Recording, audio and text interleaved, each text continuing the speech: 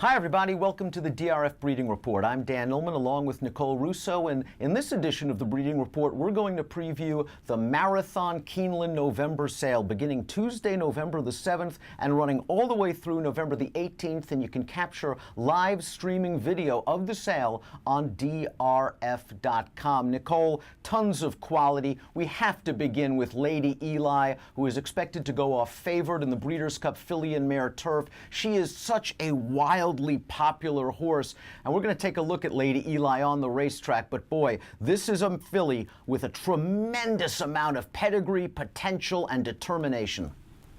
Yeah, very much so.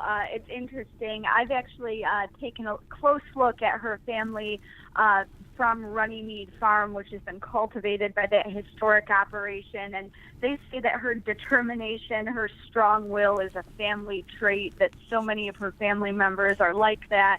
She's a half-sister to Busy Caroline, graded stakes winner, and you go through the family and you see Canadian champions Spring in the Air, a couple of grade or Group 1 winners in there. It's a really productive family, and that's important to look at when you're looking at these broodmare prospects coming right from the track. Of course, they have accomplished so much, but you're also hoping for the genetic background that says, hey, I can reproduce this as well. I'm not a one-off from my family, and Lady Eli certainly has that. And she's overcome so much adversity in her career, an illness that would have sidelined most horses, and she's come back better than ever, going into the Breeders' Cup Filly and Mare Turf, never out of the exacta from 12 starts, 9 wins, including the Breeders' Cup Juvenile Fillies Turf. Stellar Wind is probably going to start favorite in the Breeders' Cup Distaff on Friday. She is also consigned to this sale. We're going to take a look at Stellar Wind's most recent race prior to the Breeders' Cup, the Clement L. Hirsch, and she's just come back rolling this year in 2017.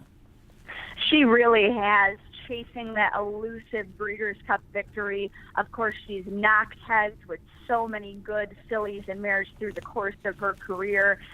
She was champion 3-year-old filly. She's always been just a hard-knocking, tough race mare, no matter the quality of competition that she's faced.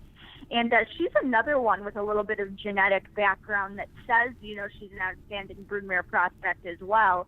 She's actually very closely related to Met Mile winner More Spirit, expected to be one of the favorites in the Breeders' Cup Dirt Mile on Friday. And farther back, she actually shares some genetic background with the mare Lights Happened, 2-time Broodmare of the Year finalist, and of course the Dam of Tepin, a champion. So Stellar Wind, really some interesting possibilities there for her as a broodmare prospect. Very exciting, daughter of Curlin. Like Lady Eli, she's consigned as a racing or broodmare prospect. Let's talk about a really interesting family. Catherine Sophia, we're going to look at her catalog page right now. And Catherine Sophia, all you're getting when you bid on Catherine Sophia is a Kentucky Oaks winner in foal to Pioneer of the Nile. Yeah, definitely. If that doesn't scream classic potential, I don't know what does.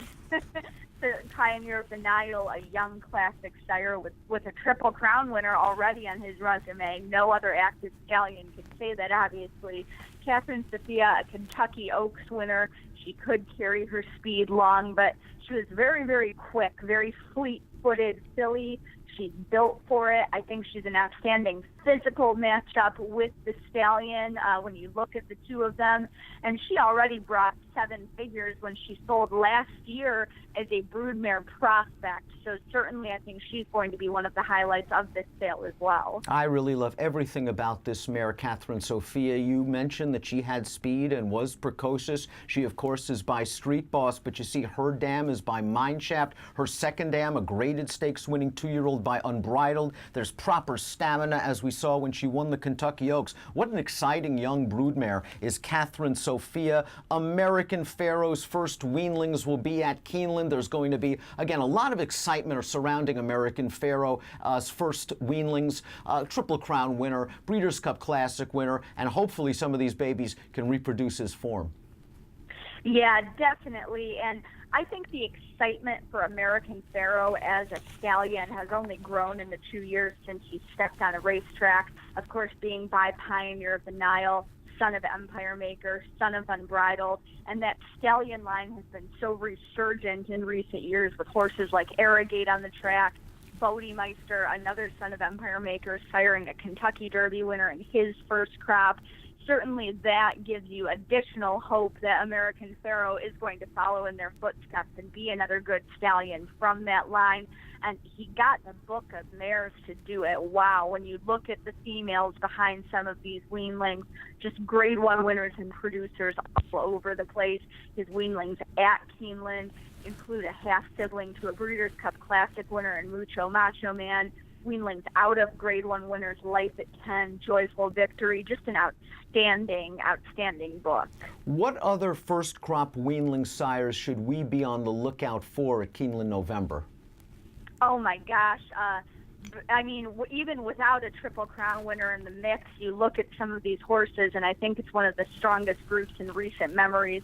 You've got a champion in Honor Code. You've got a couple of Belmont Stakes winners in Tonalist and Palace Malice, a Breeders' Cup Dirt Mile winner in Liam's Map, a two-time Breeders' Cup winner in Secret Circle, a Breeders' Cup Classic winner in Bayern. I'm sure I'm forgetting some. But, you know, these weanling sires with their first crop have got every chance to get off to a good start. There's a lot of optimism for the bloodstock and mixed market coming in because of how good some of these recent yearling sales were. You've got the pinhookers feeling some confidence because of how well this year's stock sold as they come in to look for their new prospects.